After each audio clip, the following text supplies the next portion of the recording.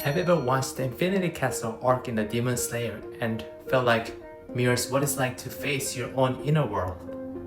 Infinity Castle isn't just about physical place, it's a metaphor for the mind after trauma. It's a vast, disorienting, full of shadows and hidden pain. When you start trauma healing, it can feel like that you step into endless maze with no clear way out.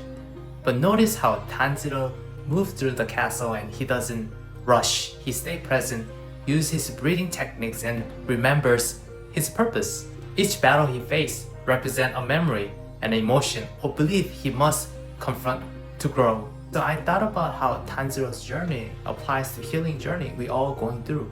And here's some tools I like to share. The breath is your anchor. In the chaos of Infinity Castle, Tanjiro always returns to his breath.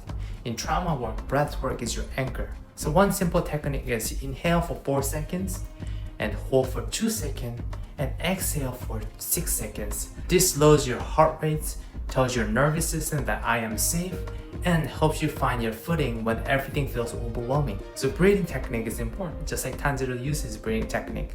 The tool is facing shadows with compassion. Tanjiro sees humanity in demons even in the darkest corners of the castle. Healing trauma means facing your own inner demons, your shame, grief, fear, with compassion. Instead of judgment, try saying, "This pain is part of my story. It doesn't define who I am.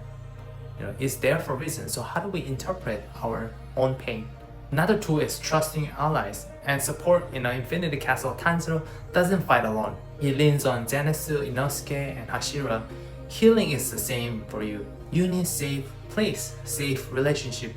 Whether it's a therapist, support group, loved ones, connection helps you rewire your nervous system to trust again. Trust within yourself, trust with others. Infinity Castle showed us that trauma healing isn't about a linear process. It's layered and complex. You might feel lost at times, but each floor you explore, each shadow you face, brings you close to your core self, your true self, your light.